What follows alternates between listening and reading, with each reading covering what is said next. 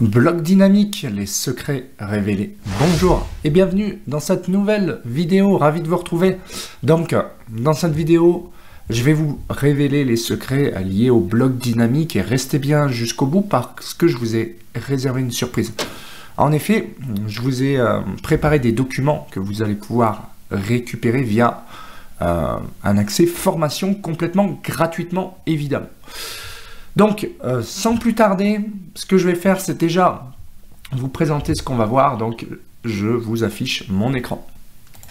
Alors, dans cette formation, on va voir comment on crée des blocs dynamiques. On va voir également, je vous l'avais dit, quelques secrets comme par exemple, vous voyez ici, comment on peut utiliser les paramètres liés à ces blocs dynamiques. Donc, retenez bien ça, si vous voulez récupérer une sorte de formation complète avec avec une description complète, des démos, etc. C'est par ici que ça se place, c'est juste en haut. Je vais, si vous êtes sur ordinateur, vous avez juste à cliquer dessus et à récupérer vos fichiers. On se retrouve juste après.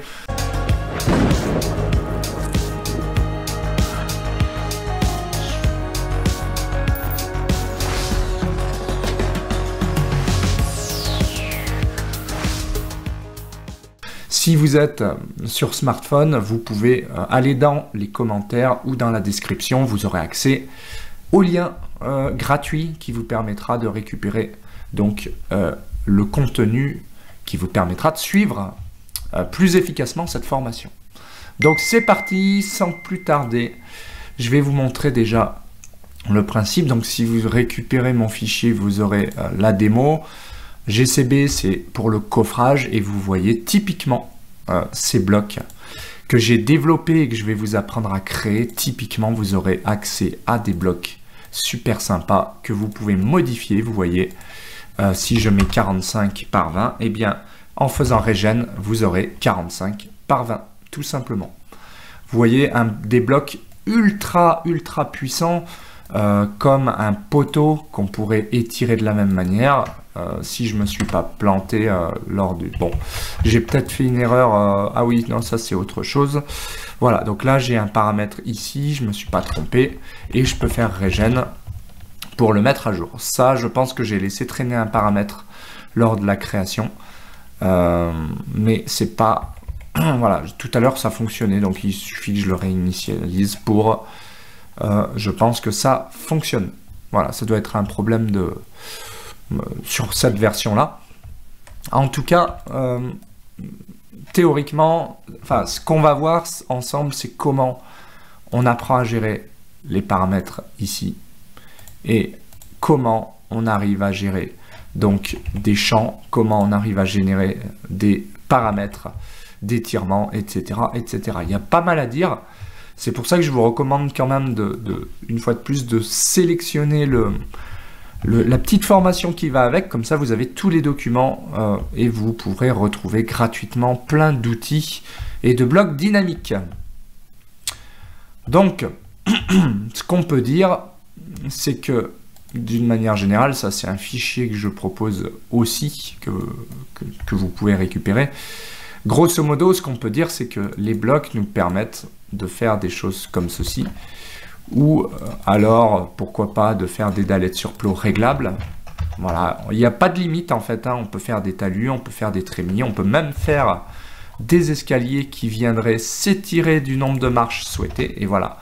Tout ça, il va falloir apprendre tout simplement à le réaliser, hein. C'est pas non plus extrêmement complexe, c'est surtout chronophage, mais au niveau des compétences, on va dire que ça se répète.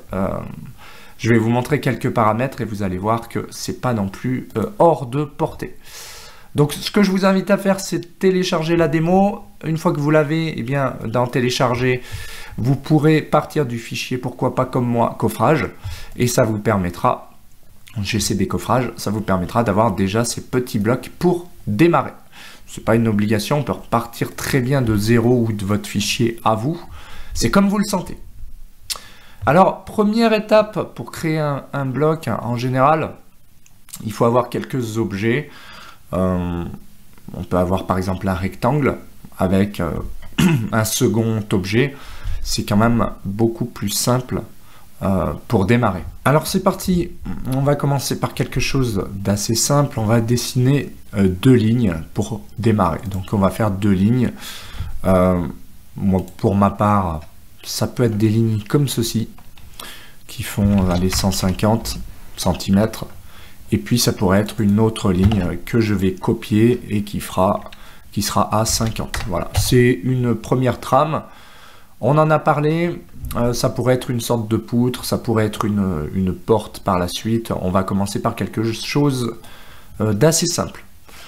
Alors, ici, j'ai donc 2 objets que je vais plutôt mettre dans un calque 0. On comprendra, je vous expliquerai pourquoi juste après.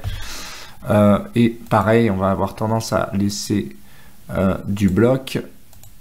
Et en fait, comme on va travailler sous l'environnement bloc, l'idéal, c'est de passer en 0 et de tout mettre dans du bloc.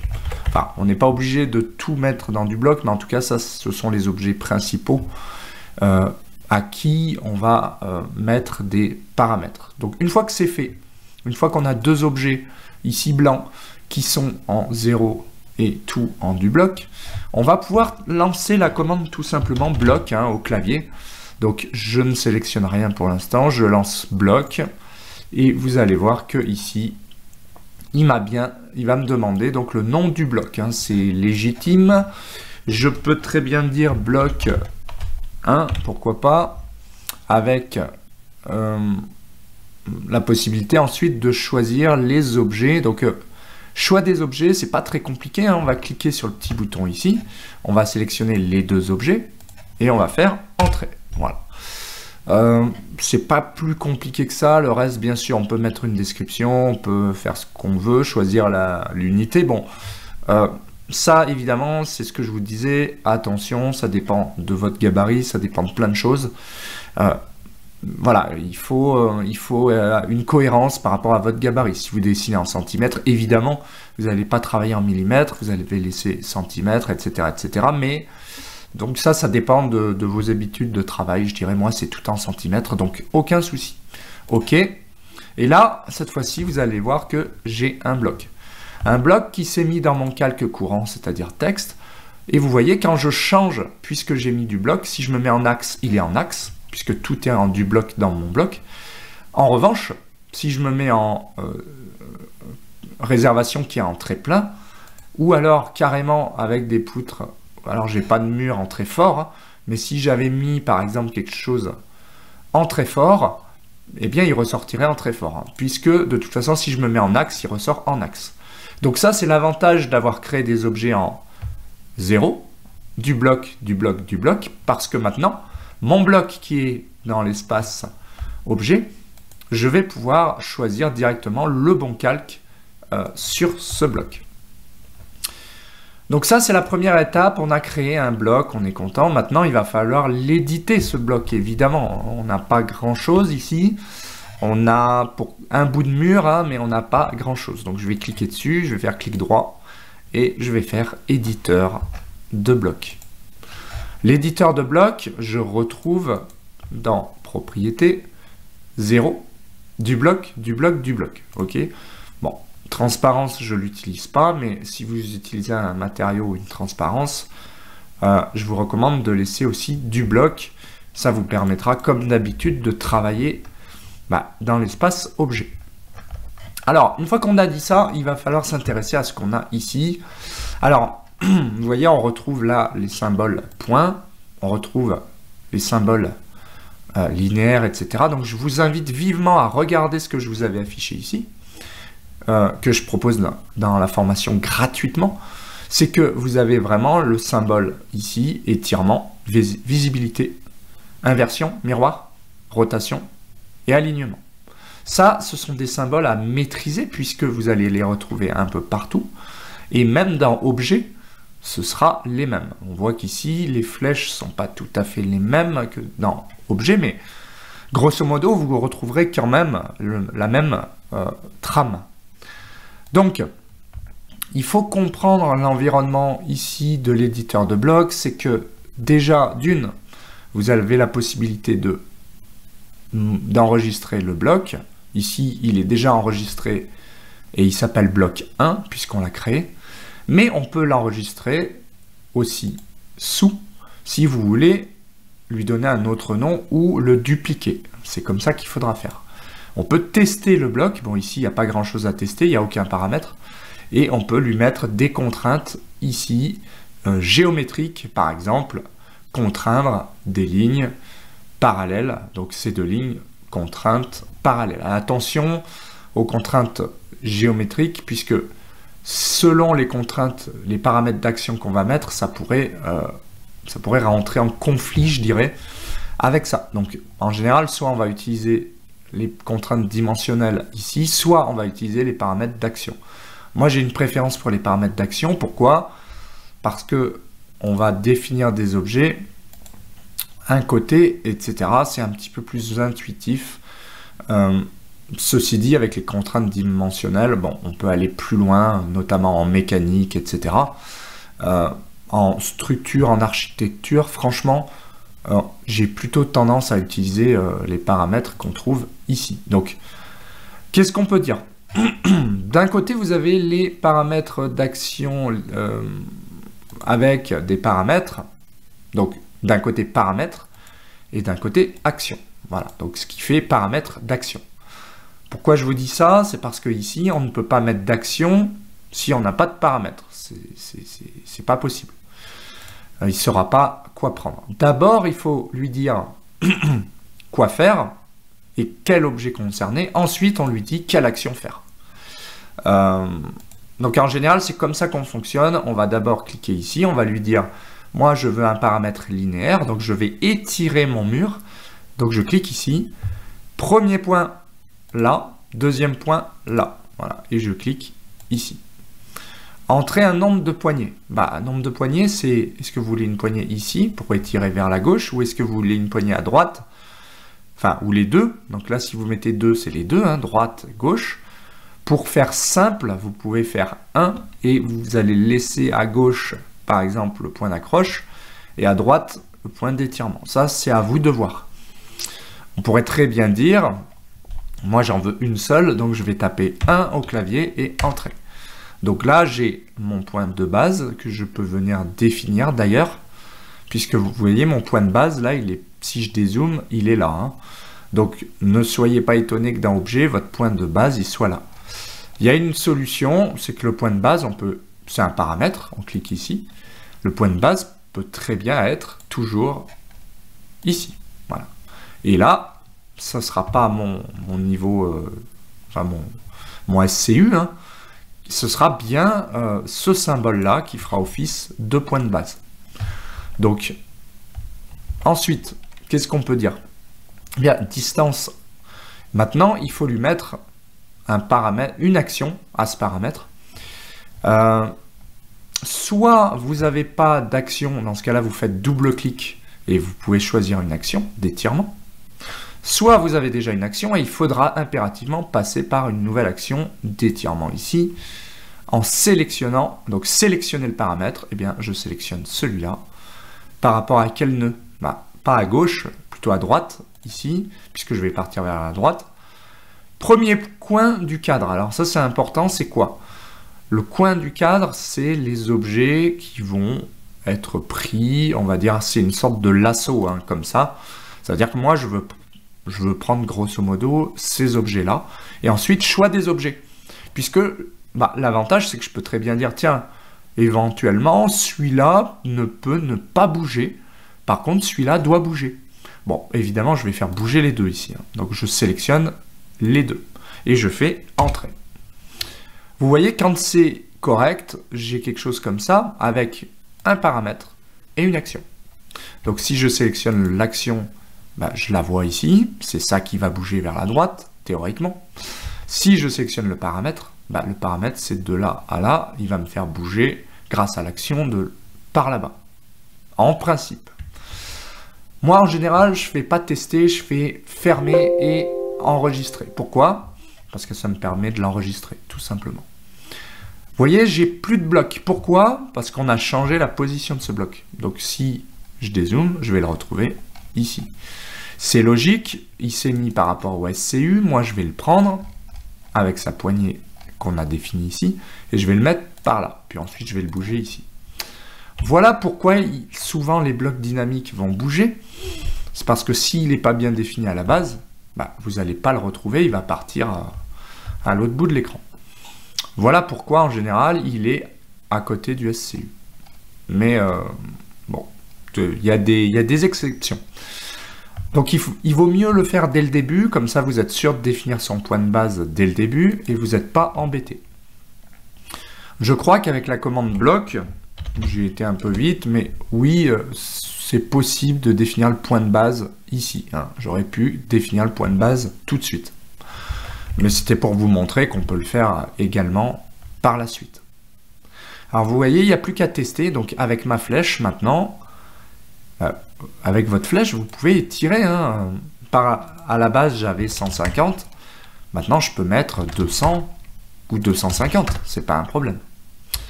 Voilà, donc le paramètre d'action fonctionne sur ma ligne, sur ma double ligne ici.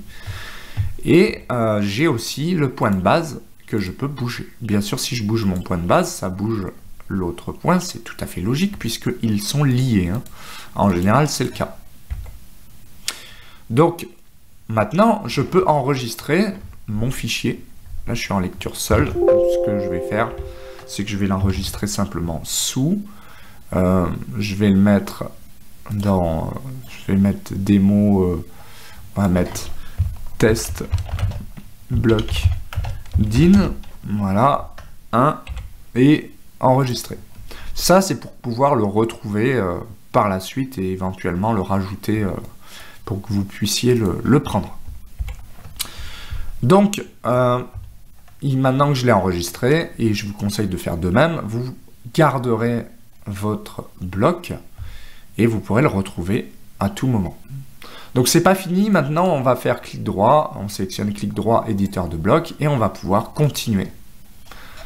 On va pouvoir continuer et aller améliorer, donc pourquoi pas en rajoutant l'épaisseur du mur avec un paramètre linéaire, donc de là à là, je le place ici, je sélectionne 1 comme une poignée et je double-clique parce que je n'ai pas déjà de paramètres, je fais étirer.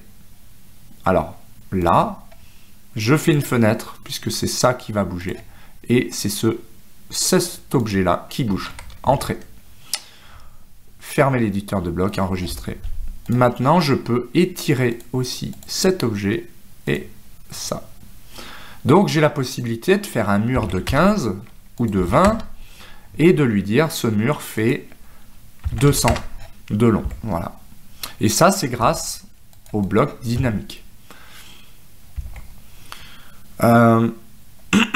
Maintenant, je vais retourner dans l'éditeur de bloc. Ce que je peux m'amuser à dire, c'est puisque de toute façon j'ai un mur, peut-être que je peux rajouter un axe qui, ma foi, j'aurais dû peut-être définir un axe par rapport au point de base. C'est lui qui devrait être l'axe, mais... Et après tout, pourquoi pas, on pourrait très bien faire ça. C'est-à-dire que lui, on va lui dire, tiens, dans propriété, je vais le mettre dans axe. Voilà. Donc lui sera un axe avec les propriétés du bloc, hein, puisque lui, il va rester un axe tout le temps. Donc vous voyez la différence, hein, c'est ce que je vous disais tout à l'heure. Là, qu'est-ce qui se passe? Je force mon calque enfin mon bloc, quelque part à toujours prendre cet objet axe pour que quand je ferai un mur ici et un mur de part et d'autre ici, eh bien j'ai toujours la même possibilité. C'est-à-dire que ici, ce sera toujours le calque à l'extérieur qui changera, mais lui sera toujours en axe. Voilà, c'est comme ça que ça fonctionne. Donc si je fais DI comme distance, j'ai 50 ici, pourquoi pas. Ça veut dire que pour bien faire, je vais faire un miroir de là Voilà. Donc j'ai fait un miroir. Pourquoi? Parce que j'ai mon axe, j'ai mon mur intérieur et j'ai mon mur extérieur. Tant qu'à faire, ça paraît plus logique. Maintenant, ça veut dire que ma distance, finalement, ma distance 2, c'est un petit peu dommage. Je vais la supprimer. Pourquoi je la supprime? Parce qu'en fait, je me dis que peut-être, ce truc-là, eh bien, après tout, je vais les faire bouger ensemble par rapport au point de base. Ça pourrait être intelligent. C'est-à-dire que j'ai un mur là qui fait 1 mètre de large, c'est un peu beaucoup, mais on s'en fiche puisque les blocs, là je vais lui contraindre 50 et 50, mais derrière, c'est évident que dans objet, mon paramètre, ce sera 20.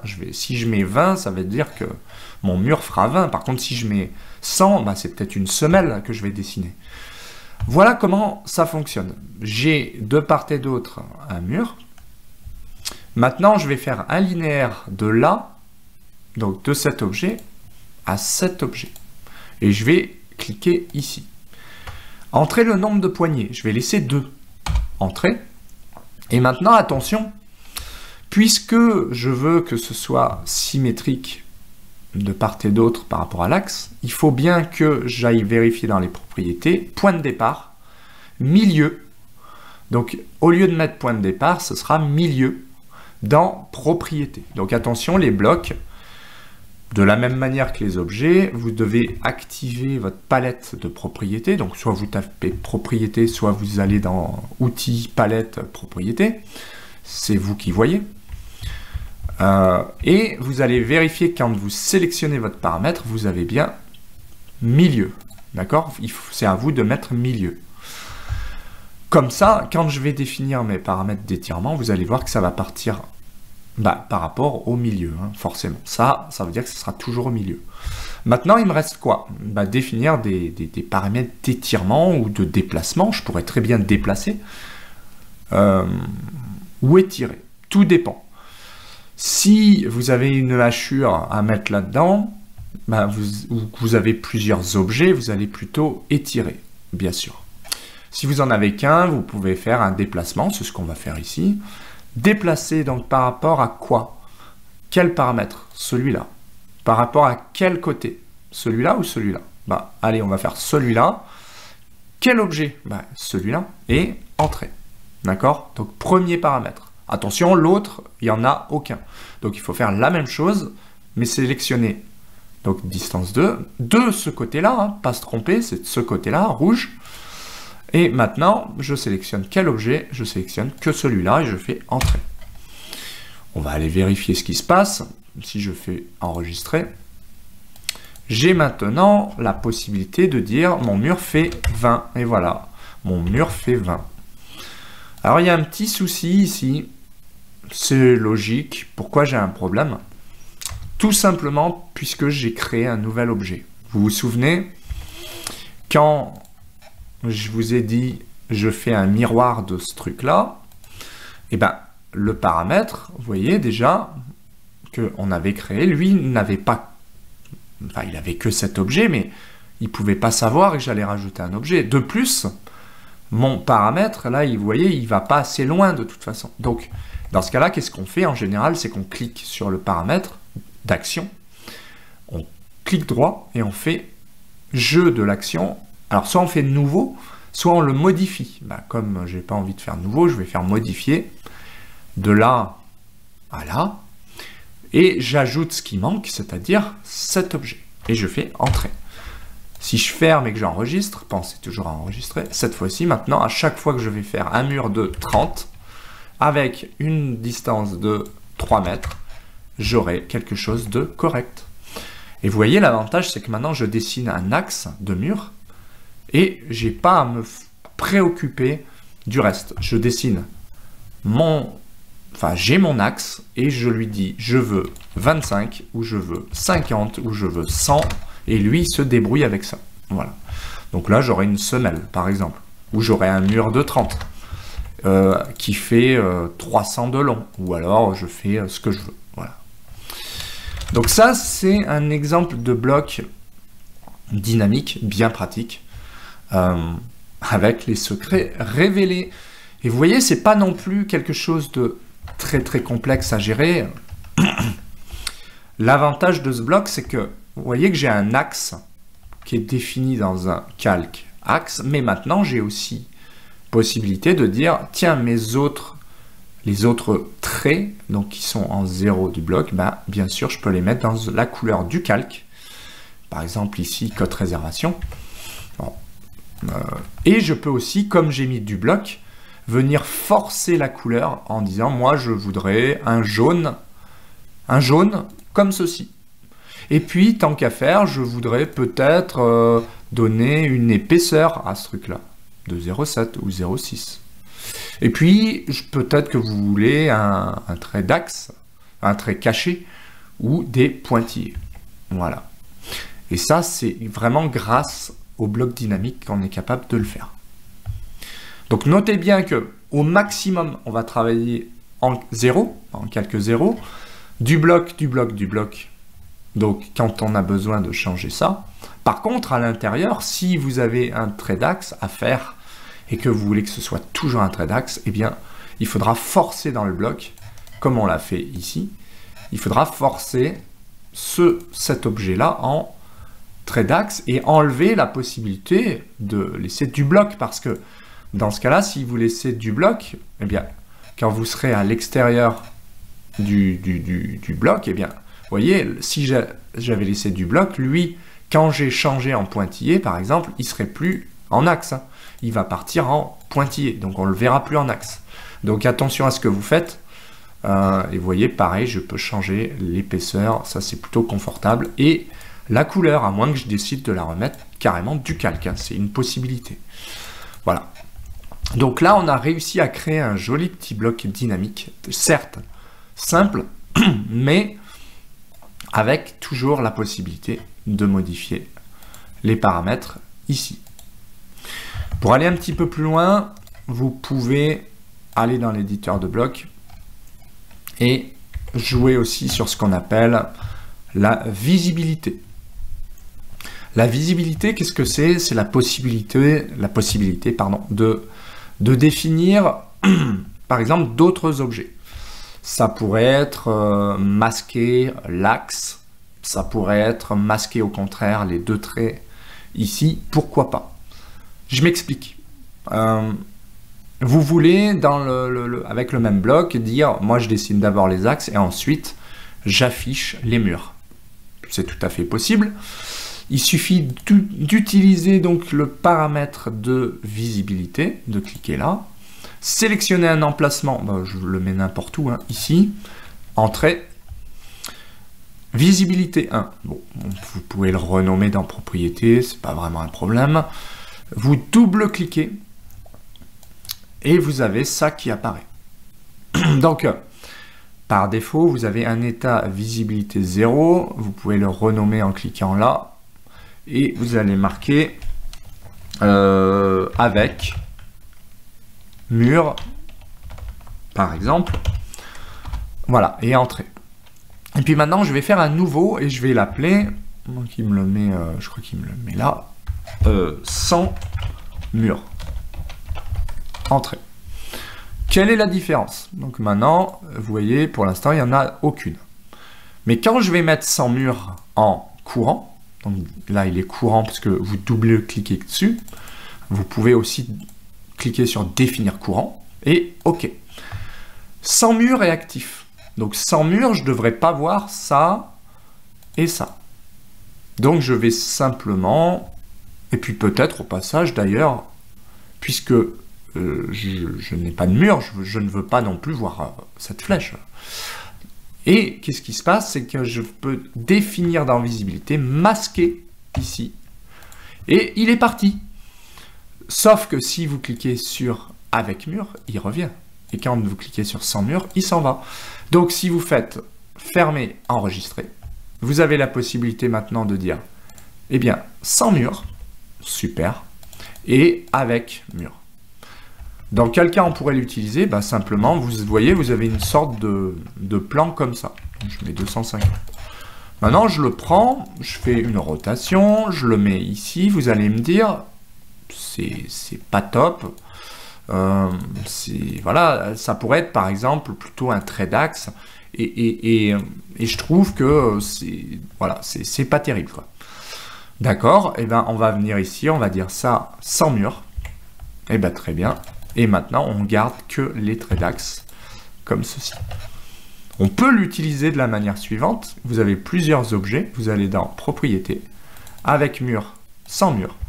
L'avantage de ça, c'est que quand vous sélectionnez tout, vous allez dans Propriétés, vous faites varier, oui. Ça veut dire que la distance est variée. Et là, vous faites avec mur.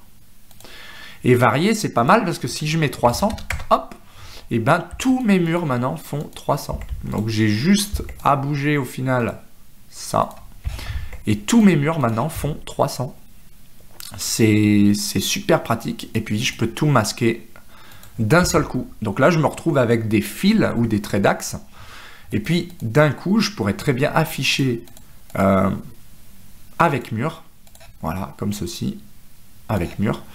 Et je me retrouve avec des beaux petits murs, bien sûr, que je devrais, pour le coup, adapter. En général, vos murs, ils ne seront pas comme ça. Donc, il y a toujours un mur qui, voilà, prendra le dessus sur les autres, de toute façon. Mais vous avez compris ce que je voulais vous montrer, c'est ça.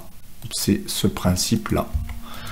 Après, bien sûr, on va pouvoir dire, voilà, ça, le mur, il est là, ce mur-là, il est là, etc., etc. Et puis, peut-être que vous allez vouloir décomposer, puisque finalement, un bloc comme ceci n'est pas forcément ultra pertinent, sauf si vous dites, tiens, moi, je vais rajouter des extrémités de mur. Donc, allons-y.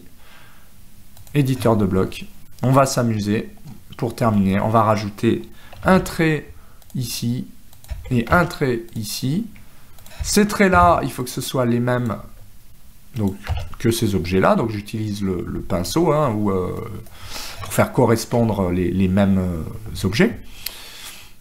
Alors attention, on n'oublie pas une chose, c'est qu'on doit remettre à jour les paramètres, puisque le nouvel objet ici, il n'a pas été pris en compte.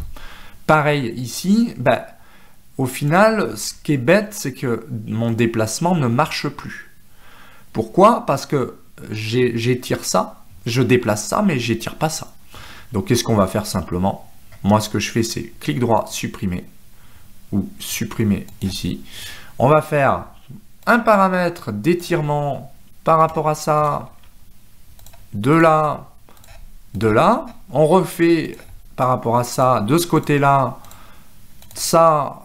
Et je prends tous ces objets-là, et vous allez voir que maintenant, attention, on vérifie que sans mur, on n'a rien, et que avec mur, on a bien ces objets-là. Ok, à partir de là, ça fonctionne.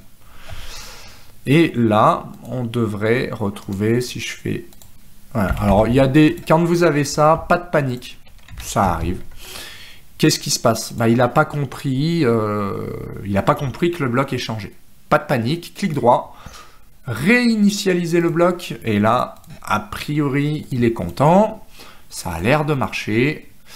Alors, petit souci encore, je ne sais pas ce qui se passe, je pense que il n'a pas compris quelque chose par rapport à l'étirement. Donc, je vais aller vérifier ce qui se passe. Et ouais, les blocs dynamiques, c'est parfois un petit peu... Ah oui, alors il reste un truc déplacé, là, je crois. Il n'avait pas été supprimé en fait, je ne sais pas pourquoi. Voilà, donc là visiblement il a compris maintenant. Et vous voyez, je suis capable de faire ça, ça. Vous voyez, ma petite flèche, elle bouge. Donc je me suis planté. Et il y a beaucoup d'allers-retours à faire en fait au niveau des blocs, parce que vous voyez, quand j'ai fait mon étirement là, j'ai peut-être pris, j'ai sûrement pris un paramètre au passage, vous voyez.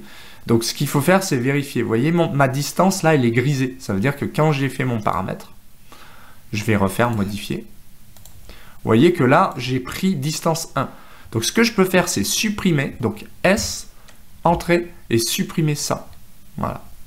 Et là, en principe, ça devrait être bon. Et vous voyez, ma flèche, bon, et j'ai dû faire la même boulette de l'autre côté. Mais ça, on le sait pas hein, au début. Voilà. C'est tout à fait légitime. Donc c'est la même chose ici. Et quand vous avez beaucoup d'objets, hein, ce qui se passe, c'est que petit à petit, vous faites des bêtises. Et les blocs deviennent difficilement utilisables. Donc moi, je connais, j'arrive à m'en sortir, mais quand on ne connaît pas bien, on peut être vite en difficulté. Donc voilà, typiquement maintenant, j'ai un bloc qui marche plutôt bien, puisque je peux dessiner mes traits d'axe et je peux dessiner aussi tous mes murs. Je pourrais avoir un bout de mur qui fait ça, un autre bout de mur qui fait 25, comme ceci, remettre un bout de mur qui fait 30 et commencer à faire un mur dans l'autre sens, par exemple, comme ceci. Alors je ne l'ai pas super bien placé. Et voilà, je vais simplement finaliser. Donc je vais déplacer ça en bas pour avoir plus de place. Et je vais simplement finaliser mon mur comme ceci. Et je vais aller chercher un autre objet comme cela. Donc là, vous voyez l'avantage des blocs dynamiques, c'est que quand vous avez plusieurs murs, par exemple celui-là passe à 20, voilà, cela pourrait très bien être modifié d'un seul coup, voire supprimé. Cela, je peux très bien dire, ah bah non, là, il n'y a pas de mur, donc sans mur. Voilà. Et vous voyez, le rendu, il est plutôt sympa. En plus, je peux lui mettre une hachure. Donc, comme on l'a fait, je peux mettre avec mur, sans mur, avec mur hachuré, avec mur aglo, avec cloison, etc., etc. Voilà comment j'aurais tendance, moi, à utiliser les blocs dynamiques. On verra de toute façon, parce que là, ça commence à faire un petit moment, finalement, ça prend un petit peu de temps, mais on verra dans d'autres cours comment on est capable aussi de récupérer des infos, faire des linéaires, rajouter des attributs, etc., etc. En tout cas, si ça vous a plu, n'hésitez pas à récupérer une fois de plus. Tout ça, c'est gratuit et ça vous permettra d'aller beaucoup plus loin. Sinon, si la vidéo vous a plu, écoutez, je vous laisse mettre un petit pouce bleu, je vous laisse vous abonner à la chaîne, c'est important. Allez faire un tour sur ma plateforme de formation et outils et on se retrouve bientôt pour d'autres vidéos. Prenez soin de vous, ciao!